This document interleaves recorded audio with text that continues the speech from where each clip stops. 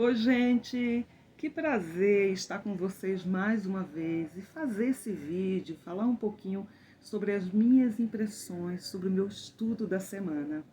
E eu vou te contar que eu aprendi muita coisa, mas claro que vai ser impossível falar tudo nesse vídeo.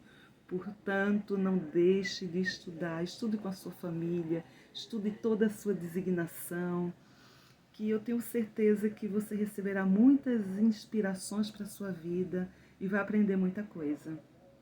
Nesse momento do estudo, a gente percebe que Cristo, ele começou a ensinar por parábolas. E eu encontrei uma definição no livro Jesus o Cristo sobre parábolas, que diz assim: são histórias simples para ilustrar doutrina. Então Cristo introduziu essas parábolas que as pessoas não estavam acostumadas, mas na verdade eram histórias simples para ilustrar a doutrina dele. E essas histórias tão simples, muitas vezes nem mesmo os seus discípulos compreendiam. Mesmo que elas falassem de coisas que estavam associadas ao dia a dia, ao contexto. Mas o simbolismo que existia nelas muitas vezes dificultava o entendimento. Então, o que é que nos ajuda a entender as parábolas? O contexto ajuda, entender os simbolismos também ajuda e, claro, ter o espírito. Por isso que as parábolas eram destinadas aos discípulos. As pessoas precisavam estar em sintonia para poder entendê-las. E quando Cristo falava por parábolas, se cumpriu a profecia do profeta Isaías, quando ele diz o seguinte, em Mateus 13, no versículo 14, e nele se cumpre a profecia de Isaías, que diz: ouvindo ouvireis, mas não compreendereis, e vendo vereis, mas não percebereis, porque o coração deste povo está endurecido, e ouviram de mau grado com seus ouvidos, e fecharam seus olhos, para que não vejam com os olhos, e ouçam com os ouvidos, e compreendam com o coração, e se convertam, e eu os cure. Pois é, gente, pois é. Muitos daqueles não compreenderam, porque eles não tinham os ouvidos abertos, os olhos abertos, porque eles não tinham o coração flexível para entender a doutrina de Cristo e para entender como essa doutrina nos cura. Então é maravilhoso a gente pensar no objetivo das parábolas, porque o objetivo das parábolas é que a gente possa aprender, para que a gente possa ter os olhos bem abertos, para que a gente consiga que as palavras cheguem no nosso coração, que a doutrina chegue e permaneça, e que a gente nos cure através de Cristo, através dos seus ensinamentos, através da sua expiação, através da sua vida. Então é maravilhoso quando o nosso Salvador, ele começa e ele fala sobre a parábola do semeador. E ele usa, no contexto da época, todas as pessoas compreendiam o que era um semeador. Uma das técnicas mais primitivas, o semeador, ele saía com um punhado de sementes nas mãos e ele jogava ao vento. E essas sementes eram espalhadas. E elas caíam em vários lugares, lugares distintos. E aí ele usa esse conhecimento, esse contexto tão familiar da época, para falar sobre a parábola do semeador. E eu fiquei pensando, na verdade, não é a parábola do semeador. Também não é a parábola sobre as sementes, mas é a parábola sobre os tipos de solo. É a parábola, sobre os tipos de solo que conseguem ser propício ou fazem com que a semente possa germinar ou não. Então, são as circunstâncias desse solo. Mas aí é muito interessante, porque pode ser que alguém pense, veja a parábola à primeira vista e diga: nossa, mas a culpa é do semeador. Como assim? Ele joga ao vento, e a semente cai em qualquer lugar. Eu não tenho culpa se eu cair à beira do caminho. Eu não tenho culpa se eu cair entre pedras ou se eu se eu caí entre espinhos e os espinhos me sufocaram, a culpa é do semeador. Mas a gente sabe que não. O semeador representa o próprio Salvador Jesus Cristo. Na verdade, a gente sabe que o semeador, ele pode transformar qualquer solo. Nós vimos isso, vimos todos os milagres que Cristo tem feito durante seu ministério. Ele pode transformar qualquer solo. Ele pode transformar qualquer coração. Mas depende do desejo da semente. É a semente quem escolhe. É a semente que decide se ela vai frutificar, se ela vai florescer, ou se ela simplesmente vai definhar e morrer. Então, é tão interessante, gente, porque essa aula, por trás dessa parábola e de tantos ensinamentos que há nela, há uma palavra chamada arbítrio moral. Essa liberdade de escolha que o semeador deu às sementes e deu a todos os filhos. Em nenhum momento quer dizer que se eu cair à beira do caminho, eu estou destinada a definhar, porque eu caí à beira do caminho. A semente poderia reverter essa situação, porque a gente pode ter Cristo como parceiro. É aquilo que nós vimos na aula passada. Sobre o jugo com Cristo fica mais suave. Por quê? Porque Ele que vai equilibrar conosco, não é? Esse jugo. Ele que vai segurar a barra com a gente. Então, Ele como nosso parceiro, tudo fica mais suave. Quando a gente faz o que é certo, quando a gente persevera, quando a gente guarda os mandamentos. Então, esse jugo será suave, porque Ele é o nosso parceiro. Qualquer situação pode ser mudada, qualquer circunstância pode ser mudada. O que eu preciso? Transformar esse solo, transformar o meu coração. Então, a gente vê que a primeira semente, deixa eu pegar aqui, a primeira semente cai no caminho e as aves comem. E o que é que significa isso? Ela caiu no caminho e as aves foram lá e comeram. Significa aquela pessoa que recebe o Evangelho, mas está com o coração endurecido ou o coração despreparado e ela não aceita. A semente escolheu. E aí nós vimos a segunda situação. Ela caiu em pedregais onde não havia muita terra. E aí veio o sol, queimou, não tinha raiz. Né? E aí o que acontece?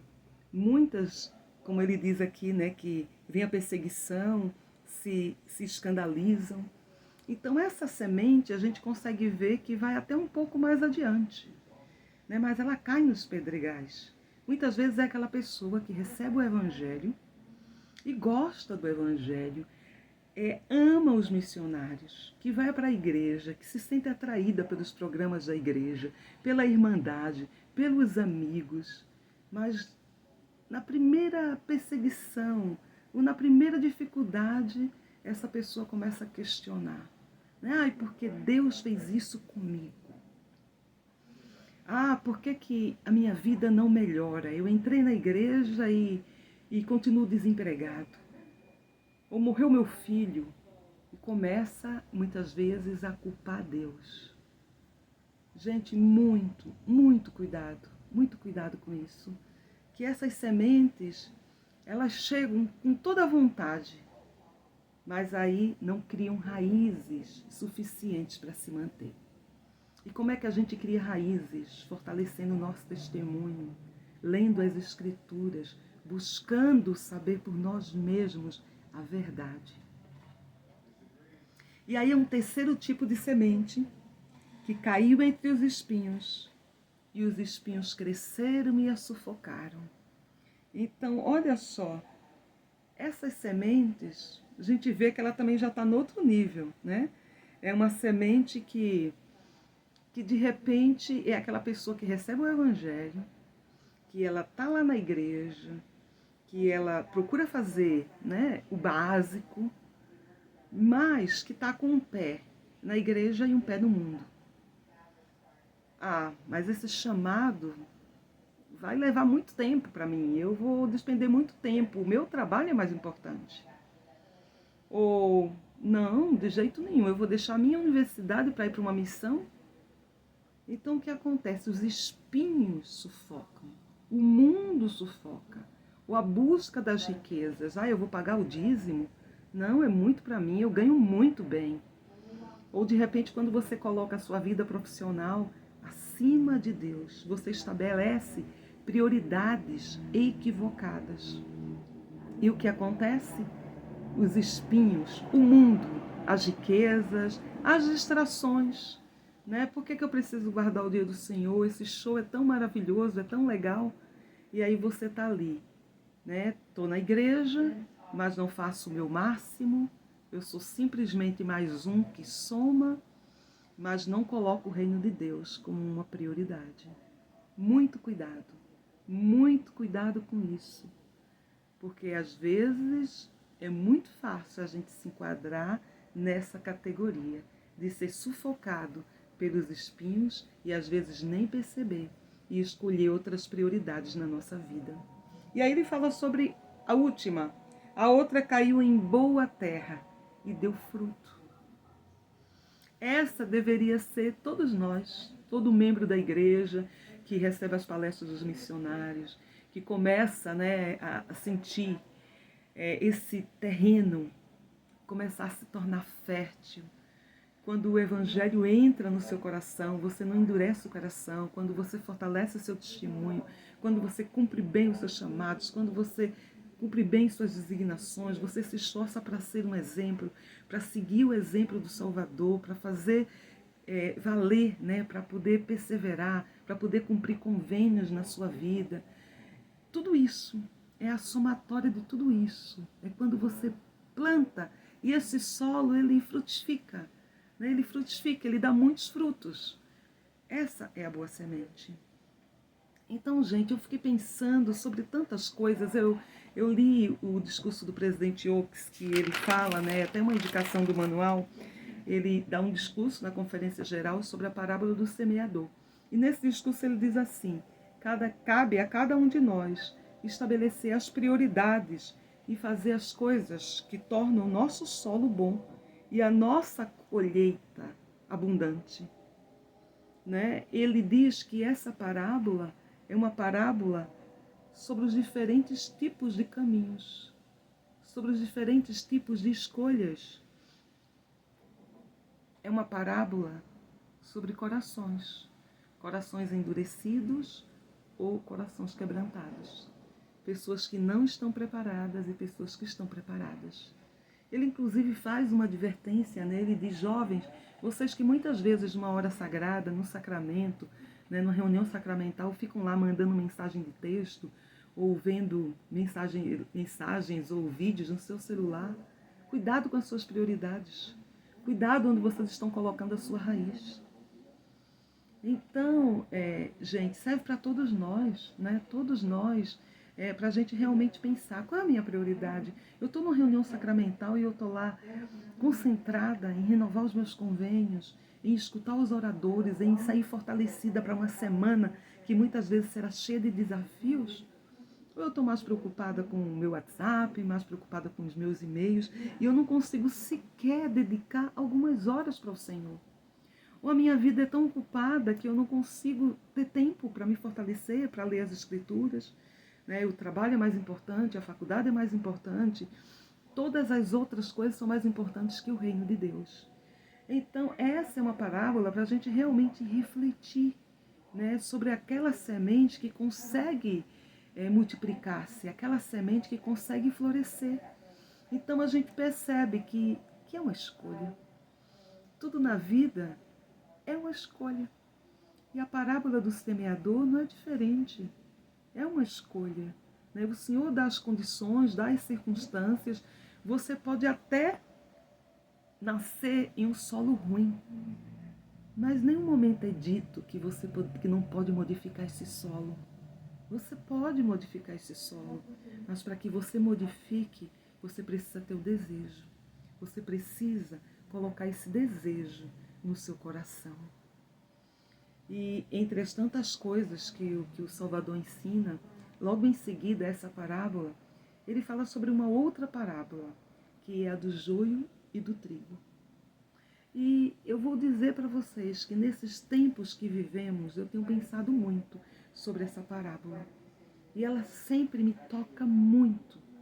Mas dessa vez, nesse estudo, eu pude observar e aprender algumas coisas.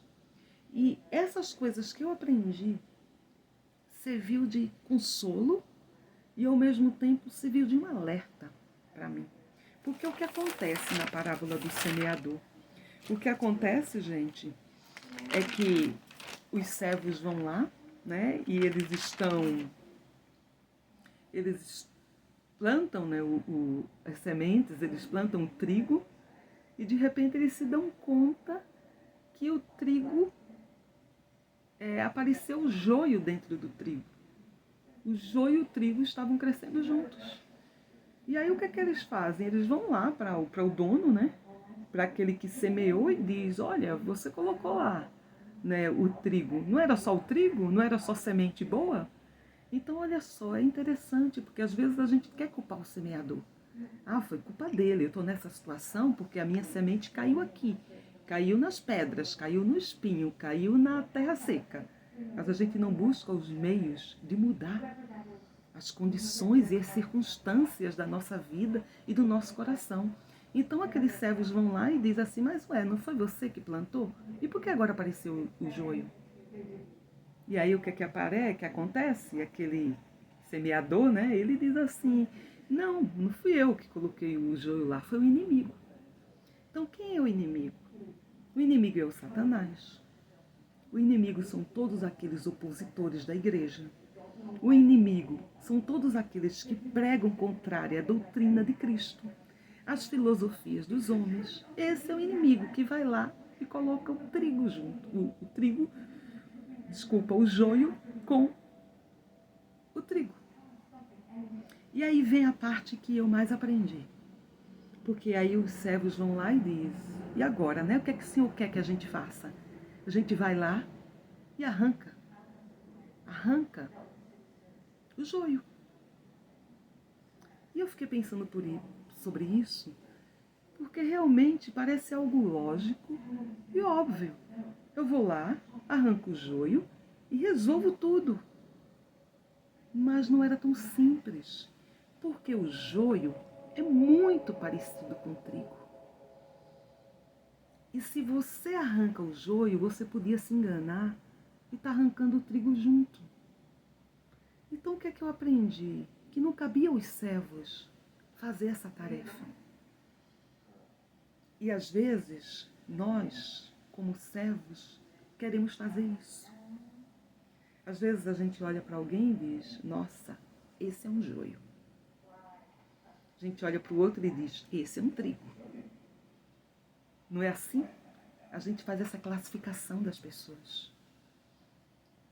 E muitas vezes a gente tem razão, porque a gente está vendo as obras, a gente está fazendo um julgamento justo, aquele julgamento que está ali diante dos nossos olhos. Mas, por outro lado, a gente precisa lembrar que tem muito joio crescendo com aparência de trigo. Assim como tem muito joio que pode mudar e pode se transformar em trigo. E às vezes a gente se sente o trigo do pedaço. E a gente atrapalha mais do que ajuda. E a gente é um joio e nem percebe. Então eu comecei a pensar sobre isso. E aí quando aquele senhor, né, ele diz assim, não, vocês não vão fazer isso, mas vai deixar crescer o trigo e o joio junto. Porque aí virá a colheita. E aí nessa colheita, o trigo vai estar dourado. Eu conseguirei distinguir isso. Né? E aí a gente vai lá e separa os dois. E os anjos do céu farão essa separação. Então, gente, eu fiquei pensando, né, que às vezes, em tempos tão difíceis que a gente vive, às vezes quando a gente vê algumas pessoas que têm, né, uma opinião tão diferente da nossa, ou que não vão lá e defendem a doutrina de Cristo, não defendem o que está nos mandamentos. E a gente diz, essas pessoas estão sentadas num banco sacramental que eu estou sentada. Ou essas pessoas são meus líderes. Nós precisamos lembrar, né, que cabe ao Senhor todas as coisas. E vai caber a Ele e os seus anjos essa separação. Eu aprendi principalmente que às vezes eu foco demais no joio. E ao focar demais no joio, a gente pode perder o processo de estar se transformando no trigo, ou de se transformar nesse trigo. Então tudo que a gente precisa realmente pensar é: eu sou joio, eu sou trigo, e se sou joio, o que é que eu preciso fazer na minha vida para mudar e me transformar nesse trigo dourado, nessa luz? E se sou trigo, que a gente possa continuar se esforçando e fazendo todo o possível para continuar trigo, para continuar nesse caminho, para poder perseverar. Que a gente possa cuidar do nosso solo, que a gente possa cuidar do nosso coração, para que ele não se torne endurecido, para que a gente não se torne amargo. Né? Lembrada do próprio Salvador, que bebeu da taça amarga, sem se tornar amargo. Que a gente não se torne amargo pelos espinhos, pelos pedregais, pelas aves do caminho, mas que a gente consiga reverter a situação e transformar o mundo, as nossas circunstâncias, e a gente consegue isso transformando nosso coração, mudando, sendo melhores. E só para finalizar, em Lucas 8, nós lemos que algumas mulheres que haviam sido curadas, essas mulheres foram curadas por Cristo porque estavam com espíritos malignos. Então, quem eram elas? Maria, chamada Madalena, da qual saíram 7 espíritos. Joana, mulher de Cusa, procurador de Herodes, e Susana, e muitas outras que serviram com os seus bens. Eu fiquei pensando sobre a força dessas mulheres que foram curadas. Porque o Evangelho faz isso, ele cura, Cristo cura. Seus ensinamentos curam. E à medida que elas foram curadas, foram lá e serviram com os seus bens, elas serviram com tudo que tinham. O que eu quero dizer é que nós podemos sim ser trigo, que nós podemos servir, que nós podemos ser plantadas em um campo fértil, em um solo que germine e que possamos fazer resplandecer a nossa luz como mulheres e como filhos de Deus, homens e mulheres, fazendo o que Cristo ensinou, aprendendo das suas parábolas e sendo curados com Ele. Até a próxima.